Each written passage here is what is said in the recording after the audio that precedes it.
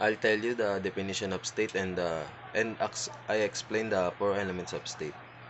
First, state defined as group of person more or less numerous, occupying definite portion of territory, having government of its own, and a great body of inhabitants render habitual obedience.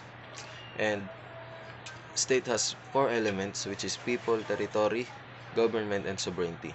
People is a member of state, and we have two types of people, which is um, which is native or the citizens, and national or the foreigners. Second is territory. It must be fixed territory which the inhabitants occupy. Third is uh, third is government. Gov- Government established to govern the society, and it must be owned. And last, the sovereignty. Sovereignty is inherent power of state, and it must be absolute.